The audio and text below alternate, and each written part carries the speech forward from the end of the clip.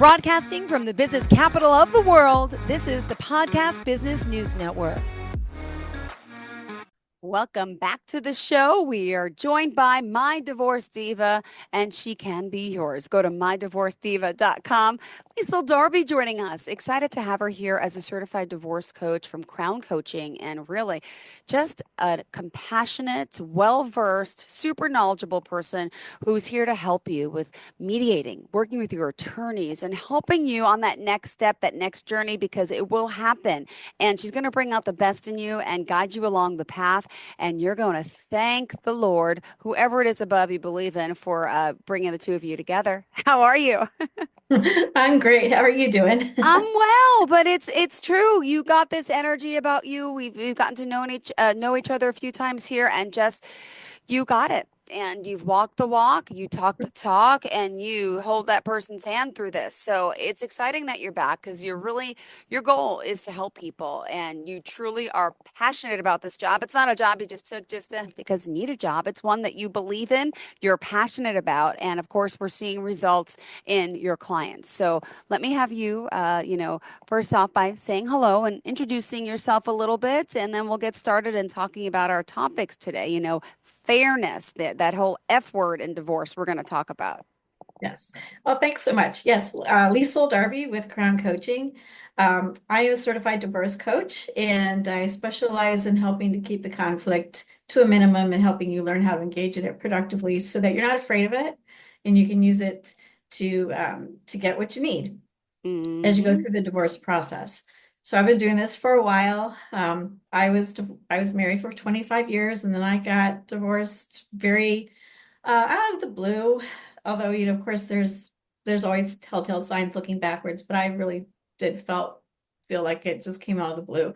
And my mission is to help as many people get through this process with as much joy and dignity as they can. Aw, well, thank you so much. And we're excited you're back with us. Want people to be able to reach out to you. And I know I shared the website. I'll say it again, mydivorcediva.com. Any other way you want people to reach out to you before we continue? That's the main way. My phone number and my email address is on the website. So I think it's just easier to think of mydivorcediva.com. That's an easy way to get to Crown Coaching, and all my stuff is there. Great. Well, thank you. So let's talk about this F word. Fairness. Yes. So there's no such thing as fairness in divorce. I know you're a believer in that. Let's talk about that. Explain it to us. Yeah. So thought, you know what?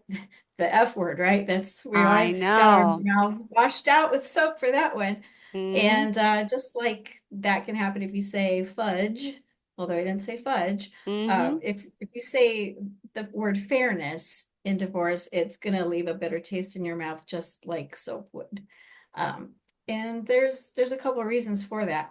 I remember when I, found out this was going to be happening to me, there was nothing about it that was fair. Yeah. I'd been a devoted partner for 25 years. We'd been together since I Mm-hmm. was a teenager. Um, I had given up my career to not I didn't give up my career, but I had to follow his career. I was the trailing spouse, so I never got Mm-hmm. a chance to really put down roots in one company and grow. I was always the one having to start over. Um, we were always having to move to, find a new house, put roots in a new community. We didn't know how long that was going to be. I remember one year we moved 3 times in 10 months. That did not seem fair. And then I remember when this was just coming to me today. I was thinking about it when we were divvying up our stuff. Uh, He decided that he wanted our bedroom suite, right? The king bed, both of the dressers on either side of the beds. He wanted, his tall dresser and my dresser, which had this little secret compartment that you pulled out that you could hide your jewelry in. And I'd uh-huh. always loved that. And I was just thinking, oh my God, it's just not fair that this other woman is going to get my dresser. I mean, this is a small thing, right? But kind But of to not. you, it's no, go ahead. To each his own. Please, go ahead. Yeah, I mean, but I just thought that there's nothing about this is fair. And then I remember also him trying to say, well, we're all going through this. I said, oh, really? Do you have somebody that you get to sleep with at night? Oh, you do? I don't. Do you have somebody to eat meals with? Oh, you do? I don't. Ugh, Do you have a job? You do? Oh, I don't. ugh, It was nothing about this was fair. But no. that's what I started thinking about is one of the reasons why we get all kind of tied up in knots about this is because there's not really such a thing as fairness when you're in this. And especially if you start comparing what maybe somebody else's settlement looks like Mm-hmm. when you're thinking about what you want yours to look like, Yeah. there might not be anything fair about it. Yeah. And I always caution my clients, don't compare. Because let's say your best friend, she got to stay in the house and she gets, $10,000 a month and, child support and spousal support and all this stuff. And you think, okay, well, I'm going to get the house too. Yeah. And then when you're looking at the numbers, it's like, oh, that's not going to work for me. I Yeah. guess it's not. Mm-hmm. Um, and you might it's really easy to fall into this thing of like, well, that's not fair. Why does she get two and I don't? Yeah. We always talk about though, you don't know what she had to give up in her settlement to be able to keep the house. You don't know how much her husband makes. You Sure. don't Correct. know, Yep. that she's not getting any, Uh-huh. all any retirement funds. You don't know. Yeah. There's so much that you don't know. So you just really can't compare. That's one of the things Yeah. I really wanted to point out. Um, Another thing is you can have all kinds of big feelings. I talk about this a lot, the big feelings that accompany divorce. And a lot of people think, especially if they're going to go to trial, they want their day in front of a judge and they're going to Yeah. tell their story and they are going to get justice and they're going to get revenge and they're going to Mm-hmm. teach their ex a lesson. Yep. I'm Oh, just, I'm like, no, that's not no. going to happen. Not a, yep. Sorry. Mm-hmm. Yep. It's not about that. You might get 10 minutes to say something, but a judge doesn't care about, the fact that your ex cheated on you or you don't get the house. And They, it's they don't so care. sad, right? Because you're so passionate and hurt and you want somebody to hear you. And even your attorney's not going to be the one to listen to that stuff. A divorce coach, though, I feel like you're more of a friend. You're more of you can let that out, right? To talk to you. It may not change things in the Yeah, end, but you have the patience for that and you're not charging them by the minute, right? right. Yeah. Yeah. It's a totally different experience to work with a divorce coach. And I always need to hammer this in. People think it's just an extra expense. Why would I do that? I'm telling you, the amount you spend on a divorce coach, we're going to save you at least that much money off the total of your divorce bill because a judge, or I'm sorry, your attorney is not equipped to handle your emotions. They're not trained and they don't want to be honest. They want to do their lawyer stuff. That's what their expertise is. And usually the skill sets, this is a general statement, but the skill sets of an attorney tend to be different from somebody like me who I have a therapist background. I'm a life coach. I do this. I'm very adept at handling people's emotions and helping them to do that. And attorneys are very much more, this is the law. That's their expertise. I don't know anything. Well, I don't know anything. I'm not an attorney, so I don't go into that side I don't go into their lane. And they really don't want to come into mine. The other thing is they'll let you talk about that, but they're going to charge you a lot more. That's how they bill. That's how they make their money too. So it's not Wow. that I'm free, but I'm less expensive than an attorney. And I can help you get your emotions under control so that when you're dealing with your attorney, you can be very efficient and you can be very effective and you can use that time that you are spending with them in the most productive way so that you get your needs met and you're not going to end up with a ginormous bill at the end of it. Wow. All right. Well, thank you for that. And, basically, there's negotiations, there are proposals, there's all these things that you can help with and really help you decide what's most important to you, right? And what's in the best interest for the kids, you know? But please, I would love Yeah. to hear, more on this, Liesel. Thank you.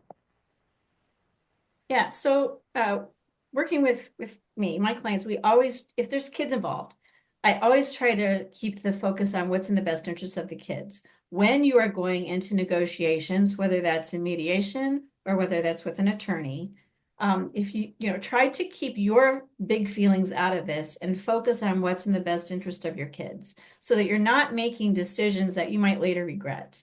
So one of the things I do is I help people identify, well, what is most important to you? What are your values? What are your core values?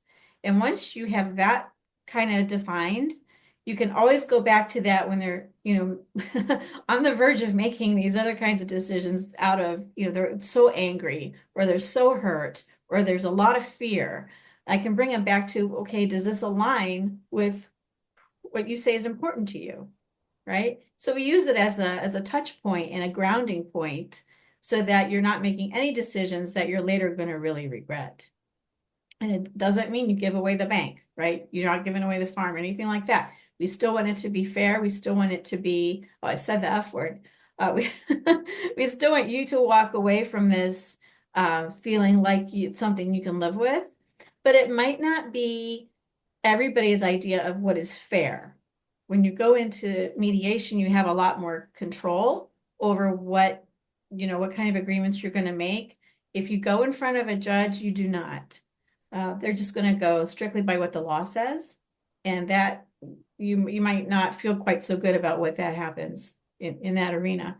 But anyway, I just really want to help people figure out. So instead of, it goes back to comparing to what you see going around you, especially if your friends or family members have gone through divorce and what kind of settlements they've ended up with. Try not to compare because you don't know. So it again comes back to what's most important to you. Let's focus on that and see what kind of deals you can make that are in alignment with what's most important to you. You're not going to get everything, but Of you can course get not. some. Of course. But let me ask now, you've been doing this for how many years professionally? I mean, I know you've always been Uh, that people come to you to talk to you, but it was after my divorce. I think I really put myself out there in like 2016. So it's been a while. all right. But most recently with the alternative dispute resolution certification, that's been recent. But it's added a layer of depth and also some structure that I think has been very much needed and very appreciated. Well, I love the fact that you have this drive that you're helping people. And let me just ask, normally, how long does the process take? I mean, you hear horror stories that it takes years to get a divorce. Is it true with a mediator, coach like yourself, you really can get things done a little bit quicker? I mean, the benefit of everyone involved. Or is it Yeah. really up to the courts? Or can you handle it out of court in a sense and do it this way? So the advice is always stay out of court if at all possible. So I always say try mediation first. First and foremost, try mediation because even if you get some agreements made, you might not get everything, but if you can even get some, that's better than nothing. And then if whatever you can't agree on, if you need to take that in front of a judge so they'll make a decision because you just can't, you're both so just, it is what it is. You can do that too, and it'll still save you a bunch of money. So anytime you can avoid court, please do that. There are some situations though where mediation is not appropriate. And that in those, then I always say you can try it, but probably you're still going to end up needing your lawyers to deal with another person's lawyer for you. And that's if there's any kind of really big power imbalance, if there's like abuse, if you're in a very abusive uh, relationship, marriage, you might not feel like you can stand up for yourself and advocate for yourself. So you might need a lawyer to be doing that for you. Also, if you're dealing with a certain personality type, we won't, I'm not, I'm not making any diagnoses, but we can all probably Okay, I take get a it. I get stab it. at it. Um, some are very difficult to deal with, and because of the level of manipulation and gaslighting and some of these people, they are out, they want to destroy you. It's not enough that they, get some stuff out of it. A lot of times it's like they have to win, which means you have to lose and not just Yeah. lose, but be destroyed. So Yeah. there are some certain sectors that please let a lawyer speak on your behalf because it's dangerous for you to kind of get into that. But but that's not the majority of people getting divorced. It's Wow. part of it, But even still, we've kind of come a long way because it used to be anytime if you were dealing with that kind of person, automatically mediation wasn't for you. But now we've kind of come around to at least try. You can Yeah. try. And if it Yeah. doesn't work, then know that you can walk away and there's another avenue to get what you need. Wow. Well, thank you for that. Okay, we still have plenty more to talk about. Yeah. Sorry, we digress, but it's part of the conversational aspect of what we do, Liesel Darby, my divorce coach, I should say, mydivorcediva.com. And she is, well, she could be my divorce coach if I ever get married one day and then get divorced, but I would use you.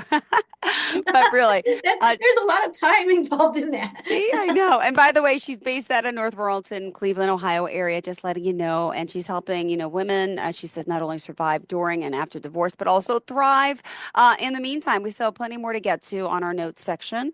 What are we up to next? So, I still want to talk about like how do you focus on you, right? So if the key is don't focus on what everybody else is getting out of their divorces, and what you think you're entitled to, let's still go back and ask yourself, and this is where a divorce coach can come in handy too. What is it that you most want? What is it that's most important to you? What hills are you willing to die on? And what ones are not worth it? Because when you're going into negotiations or you're making your proposals, you need to know what you're willing to give up and what you're not. And you also, it would be really good if you had some pieces that you were holding close to your chest as bargaining chips. Okay. So a lot of times you don't want to let the other person know right out the gate, like, this is what I want most of all, if you're dealing with certain kinds of people, but hold that back, but have some things that you're willing to trade. Like, okay, well, I would like this. So in addition, I know this is really important to you, so you can have this. So it really is a give and take, and it really is a negotiation. It's a conversation that you're having when you're going through this process. The other thing is you can know your whys. This is really important. Everybody needs to do the work. So you can come into negotiation with your proposals, right? With what you want to propose. I'll give you this if I can have this, but know why you want something. Why is it important to you? And like a classic example is like a lot of times a mom will say, well, I want to stay in the house. And then you say, okay, well, tell me more about that. Tell me why that's so important to you. And they'll say, because I don't want to have to move the kids. They want to stay in the same school system. They want to be around their friends. And what it really comes down to is they're talking about stability, right? So sometimes, especially in this day and age where maybe they bought the marital home years and years ago, and the interest rates were really low, like maybe between 2 and 4%, Remember and those? now Yeah. these And I rates, like 6, 7, 8, right? yeah, and they haven't figured out that, okay, if I get the house, that means I'm probably going to have to refinance. If the other person's on the deed and on the loan, I'm going to have to refinance. And with a higher interest rate, that's going to really change what my minimum payment's going to be. Right. And so sometimes they come to the realization, like, I can't financially do this. Or if I do this, there's nothing left for anything else. The kids are not going to be able to be in their extracurriculars or their sports or anything, like, because everything is going to have to go to this house payment now. So you start having other conversations about, well, what else? So the main thing you're talking about is you want stability for your kids. How else can you provide stability for your kids? That doesn't necessarily mean staying in the house. And so then it opens up conversations. And I'm all about, you have to keep the conversation going. And as long as you can keep talking about something, you can come up with other solutions that might not look anything else like what you originally thought it was going to look like, right? So I try to keep people from being very positional, like, this is what it's going to be, and I don't care what you say. I don't care what we have to do. This is what I'm going to do, versus, well, let's see. Is that really true? Maybe there's something else we can look at. It's funny because they're always, I'd like to say, alternatives in a sense, right? There's, things don't, the same cookie cutter copy and paste techniques don't work with everyone, right? And Right. that's also hard because you see, you hear, you speak to friends, you kind of sometimes compare your story to theirs, and you can't really do that. But yeah, it's hard. We've all been through situations. I've never been through a divorce, so I can't really empathize with the divorce as much as you can, and people listening out there. But trust me, I had my fair share with court cases dealing with custody with children. So I think it's kind of Yeah. similar. So yeah, but it is hard to compare to others and to really I hate this part where the family, the friends, and everyone takes sides. And it's like, how do you keep the noise out? How do you try to keep because everyone's interested in your business, right? Yeah. I don't think that instead of just saying, hey, I'm here if you need, everyone wants to comment, chime in, and it does weigh on you. It does. And it can be really important at this time to set boundaries. And that's probably going to be another topic for us another day. It's a whole thing on boundaries. But you have to really be able to, it's about, it's not about keeping people out, but it's about protecting yourself. So you might have to be a little discerning about what you say to whom and who you're even going to allow to into that circle where you're even going to discuss anything. A lot of times people are they're just curious. We've all met those people. They want to know, but it's not in your best interest why they want to know. It's because they just want to have the details and they want to go and talk about it. Those people you need to avoid at all costs. And a simple thing, okay, you can say something like, "Oh, thanks for your concern. I'm just not going to talk about that right now, but thank you." You can be very nice about it, right?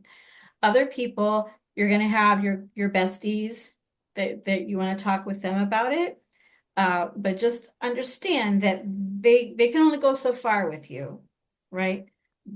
Because you got to talk about it. At least the people in my situation and my friends, when we were going through this, we needed to talk about it a lot, a lot, a lot until we were sick of it. And a lot of times your friends just don't have the bandwidth to do that. And it's not their fault. It's just the way that it is. Family members, kind of the same thing. And remember, these people love you and they want what's best for you, but also keep this in mind that they might become so in your corner that as you go into negotiations and you're trying to make, these deals, they might put pressure on you like, oh, don't you dare give him that. Don't you dare do that. He did this to you. Don't you? And it really can kind of, you might feel more boxed in, trying to now please other people who are in your corner and trying to give you their good advice, but it might not be good advice for you actually. So again, a divorce coach like me can be somebody who can help you kind of go through that, who can help you figure out what is in your best interest when you do go into negotiations, when you do start making proposals. And I'm a neutral third party. Uh, I'm on your side as a divorce coach, but I am still an objective person. I'm somebody you can bounce ideas off of. I can question you. I can help you test your theories, do some reality testing to see if do you think this is really going to work, or how do you think this is going to play out? And we can do all kinds of conversations around those kinds of things, as well as explore the other alternatives you might have besides going in and just being like, this is what I want. I'm not deviating from this. Wow. Well, I also want to remind everyone if we do reach out, oh my gosh, we are almost out of time. This is I crazy. was We got to having talk more fun. gratitude. And okay, well, how do we want to close out for today? I'm so sorry. Thank you. Oh, no, that's okay. No, I'm glad you said gratitude. That was on my list of what I wanted to talk about. So again, that's another way to kind of get you out of your headspace of feeling bad about, maybe my settlement's not what my friends is or what I really thought about it is. Gratitude just takes care of a multitude of feelings and all these icky things that you might be feeling, because you always have something. You always have people in your life who love you. Maybe you have pets, maybe you have kids that you love more than anything. um, maybe you can look at this as a new start. Maybe you can look at it as, what, I always wanted to look into this kind of a career and now's my chance. I always think there's always something to be grateful for. And if you can write down 3 things before you go to bed that you were grateful for that day, please do that because you'll sleep better. You'll put yourself in a better mood, and you will start to find more things every day that you're grateful for, so that this cloud of doom and gloom Yeah. shrinks down, and you'll start to remember, it'll rebalance. Like nothing, this is a big, heavy thing I'm going through, but there's still plenty of good in my life. There's still plenty of beauty. There's still plenty of love. And that can help you kind of mitigate all these icky feelings that you're going through. Yeah. Well, I appreciate that you're here and I just want to remind everyone they can reach out to you at any time. mydivorcediva.com. Also, you're mostly doing Zoom sessions, right? Do you do any in person at this point with Crown Coaching? Just curious. If anybody wants to, if they're close enough, Okay. I don't have Well, any problem with that. and you really help people also transition to getting back up on that bike, as you say, getting back out there, riding, doing whatever you can to help support people. And we love that about you. So thank you so much. Ask you guys to reach out, mydivorcediva.com. And how did you want to end off for today? Stay warm. Yeah. We're freezing up here in Ohio. Stay warm, stay positive. There's always something good about your day, and just pay attention to that. All right. Thank you so much. We will. My Divorce Diva, you have a fantastic day. Are we back again next week or the week after? We are. I always get confused, right? Next Awesome. week. I would love to, if you have any clients that want to call in or come on the show with us, I would love to get their take. I don't know if they're too shy or some maybe like your best friends now, but bring them on. I would love to get more insight into your work and how you're, why you're wearing this crown, because you're performing miracles along with the help of your clients. So thank you again.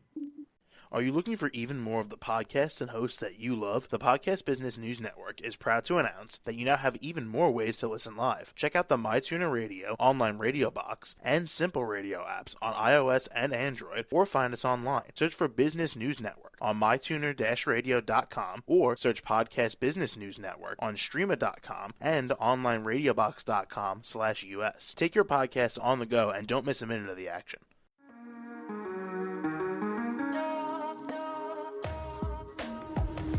Broadcasting from the business capital of the world, this is the Podcast Business News Network.